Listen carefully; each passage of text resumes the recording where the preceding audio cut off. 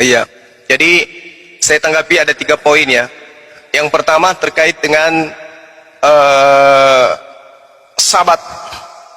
Jadi sabat itu hanya untuk Bani Israel.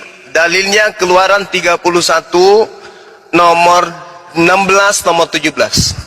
Orang Israel harus berpegang teguh kepada perjanjian kekalku, yaitu sabat bagi Bani Israel.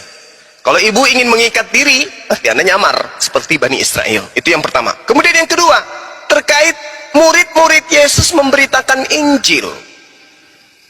Murid-murid Yesus memberitakan Injil, tapi tidak ada satupun Injilnya lolos pada saat konsili.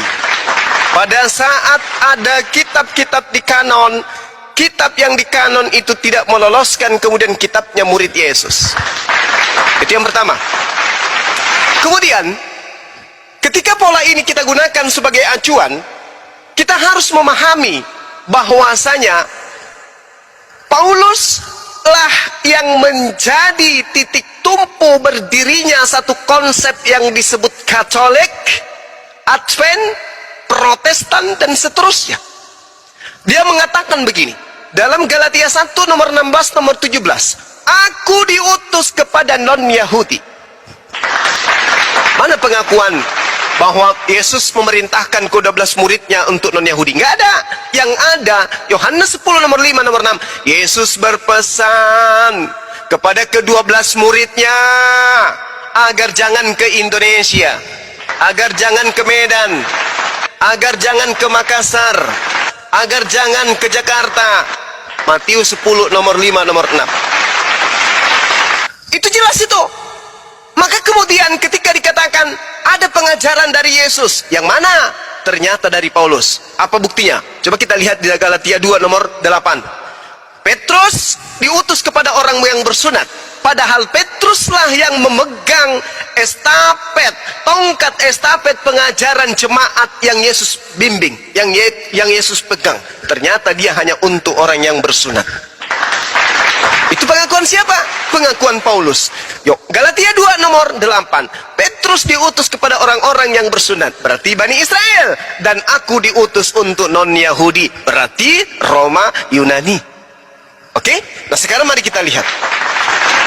Si Paulus ini, ketika Ibu Darni membawa kisah para Rasul 9, si Paulus ini coba kita lihat tingkah lakunya yang unik. Pada saat kita menarasikan apa yang diceritakan oleh hasil penelitian Lukas di dalam kisah para Rasul 21. Sesudah beberapa hari lamanya tinggal di Kaisarea, berkemaslah kami, lalu berangkat ke Yerusalem. Jadi Paulus setelah dia menyeberangi lautan, menjelajahi daratan, mentobatkan orang, kemudian menjadi pengikutnya, dia kembali ke Yerusalem. Jadi ceritanya gitu. Bersama-sama dengan kami turut juga beberapa murid dari Kaisarea. Mereka membawa kami ke rumah seorang yang bernama Manason. Ia dari Siprus dan sudah lama menjadi murid. Kami menumpang di rumahnya. Ketika kami tiba di Yerusalem, jadi Paulus dan teman-temannya ini, ya, seperti apa ya ceritanya sekarang, kayak jamaah tablik lah gitu ya, keliling dari daratan ke daratan, door to door, mengajarkan kemudian kitab-kitabnya. Lalu kemudian dikatakan gini, pada keesokan harinya, setiba di Yerusalem, pergilah Paulus bersama-sama dengan kami mengunjungi Yakobus. Semua penatua telah hadir di situ. Paulus memberi salam kepada mereka. Ini Paulus ini. Setelah Paulus berjalan-jalan keluar dari Yerusalem, lalu menceritakan dengan terperinci apa yang dilakukan Theos di antara bangsa-bangsa lain oleh pelayanannya. Jadi Paulus yang bercerita kepada orang-orang Yahudi. Mendengar itu, mereka kemudian memuliakan Theos. Lalu mereka berkata kepada Paulus, saudara Paulus, lihatlah beribu-ribu orang Yahudi telah menjadi percaya, dan mereka semua rajin memelihara hukum Taurat.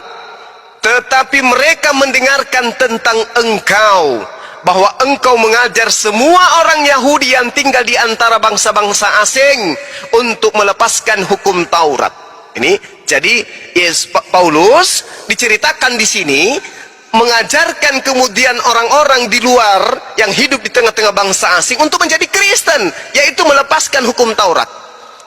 Dan dikatakan gini, menurut melepaskan hukum Musa.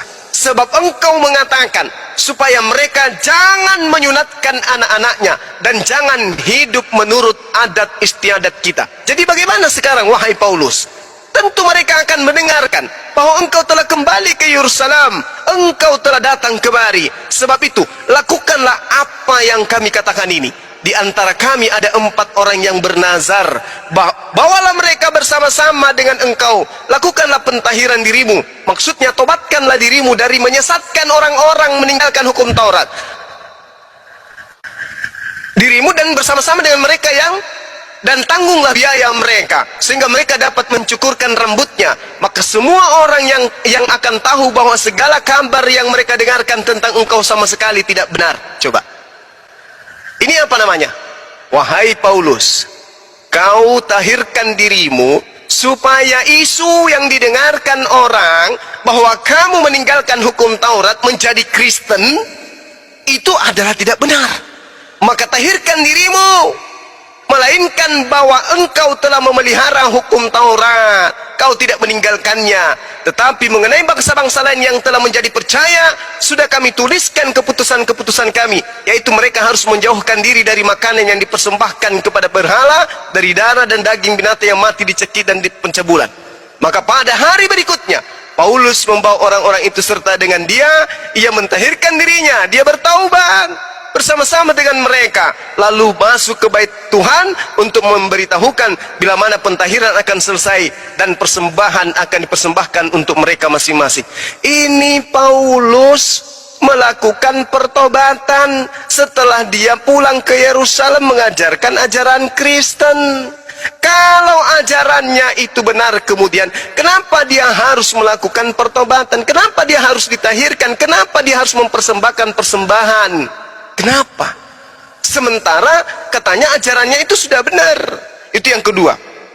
Terus kemudian yang terakhir, ketika saudara bercerita tentang yang terkait dengan ini, murid-murid Yesus, Paulus mengatakan dalam Galatia 1 nomor 13, kemudian 1 Korintus 15 nomor 9, Paulus ini tiada hari kemudian dia lalui tanpa menganiaya, kemudian menjerakan, kemudian membinasakan murid-murid Yesus. Galatia 1 nomor 13 dan juga ada di dalam 1 Korintus 15 nomor 9. Jadi murid-murid Yesus itu sudah dibinasakan oleh beliau. Ya, jadi tidak ada lagi. Adapun tulisannya itu nanti dijadikan sebagai Injil Apokripa. Kemudian terkait dengan yang menghujat Roh Kudus. Sebenarnya di Kristen itu nggak ada Roh Kudus, Bung. Kristen itu tidak mengenal Roh Kudus. Hanya di Islam Roh Kudus itu ada. Kul man kana aduwwan li Jibril fa innahu nazzalahu ala qalbika bi iznillah musaddiqan lima baina yadayhi wa hudaw wa busyra lil mu'minin.